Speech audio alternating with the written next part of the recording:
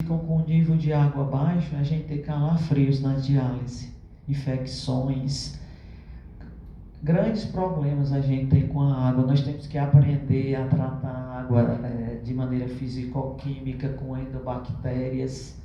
Ninguém conhecia as endotoxinas da água até aquele acidente de Caruaru, um acidente grave que houve. Depois a gente descobriu, de algum tempo, primeiro uma médica do Rio identificou a endotoxina que estava na água. Depois se descobriu o motivo. Pernambuco atravessou períodos de seca muito piores que o nosso, porque eles não têm os sistemas de água que nós temos, né? Então, os carros-pipas levavam a água para as unidades de diálise, para a cidade. Então, os donos, os motoristas furavam a fila e furaram o tratamento da água. Então, eles tiraram a água de um ponto que a água não estava tratada. E aí as algas que estavam na água produziam cianobactérias quando estavam no escuro. Nos açudes não, tinha sol, mas dentro dos carros-pipas, então a água levava endotoxina. Até descobrir isso levou alguns meses. E quanto mais os pacientes pioravam, mais dialisavam para ver se eles melhoravam, e no final eles tinham hépato e neurotoxicidade. Foi uma mortalidade bem grande de muitos pacientes, foi um evento bem difícil. Os médicos se demitiram da unidade de diálise, depois o prefeito foi responsabilizado quando o inquérito terminou. Então, isso tudo para dizer que tem muitas particularidades que dificultam a vida do paciente com doença renal que precisa de diálise. Hoje nós temos tratamento de osmose reversa, que retira o alumínio, os metais pesados da água e que fornece uma melhor qualidade de vida. E assim, o primeiro transplante renal aconteceu em 17 de agosto de 1977.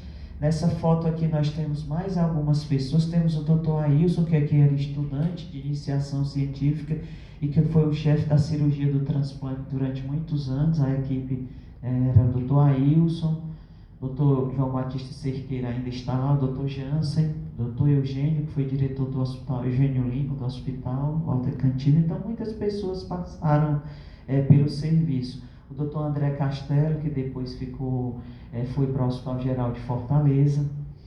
E a equipe toda, durante esse tempo todo, houve uma época que tinham 7 médicos, entre médicos, enfermeiros, farmacêuticos na França, na Inglaterra, fazendo estágios. Então, é uma equipe bem motivada, é uma equipe multiprofissional que hoje só a unidade de transplante e diálise é uma das maiores do Brasil, conta com 25 nefrologistas, né? São 9 cirurgiões do transplante e na urologia nós temos mais, da UFC são 2, mas da EBC temos um quadro de 3 a 4 e mais os professores da urologia. Inclusive aqui hoje tive a grata, uma coisa muito boa, o doutor Ari aqui, que eu não vi há quanto tempo, né? Também foi nosso professor. Então, o primeiro transplante renal, como eu já disse, 17 de agosto de 1977. O seu Braz Marinho, que recebeu o rim da irmã. Depois, com o advento da ciclosporina, se pôde fazer o primeiro transplante no Ceará com doador falecido, que saiu em todos os jornais da cidade, foi o seu Francisco Aquino, em 16 de junho de 1988. Porque antes disso, como eu disse, era só prednisona e azatioprina, então só permitia fazer transplantes com doador de HLA idêntico. Já com o advento da ciclosporina, se pôde usar doador falecido com uma compatibilidade que não fosse tão boa quanto dos irmãos. Mais uma foto aqui, né? Dr. Osvaldo, aqui nessa foto. Aqui o Dr. Roberto Marques, Lacerda Machado, Dr. João Evangelista Cirurgião, Ailson. Aí quem é aqui é a doutora Maria Gonzaga e a outra anestesista, que é a doutora Maria Celeste. A doutora Wanda, que era acadêmica, hoje mora na Alemanha, e aqui eu acho que é Sérgio Joaçaba, é.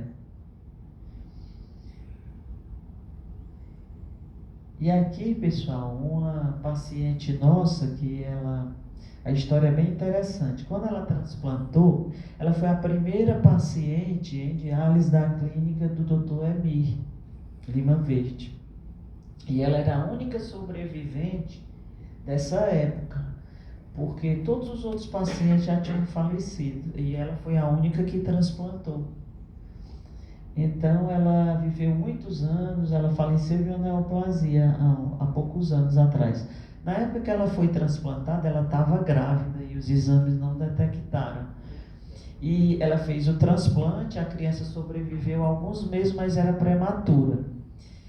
E fizeram uma laqueadura tubária, mas depois ela engravidou e teve gêmeos. Essa família tem 4 transplantados. No final vou mostrar aqui a foto desses bebês que hoje já são pais, o Diego e a Lília. Esse casalzinho de gêmeos foi gravidez de alto risco e tal, mas as crianças nasceram bem e não tiveram nenhum problema. Uma curiosidade. Aqui tem uma estatística da Associação Brasileira de Transplante de Órgãos, onde mostra que o Brasil, aqui foi no ano de 2018, ele só perde em número de transplantes absolutos para os Estados Unidos, onde os números são superlativos. Quase 23 mil transplantes por ano nos Estados Unidos em 2018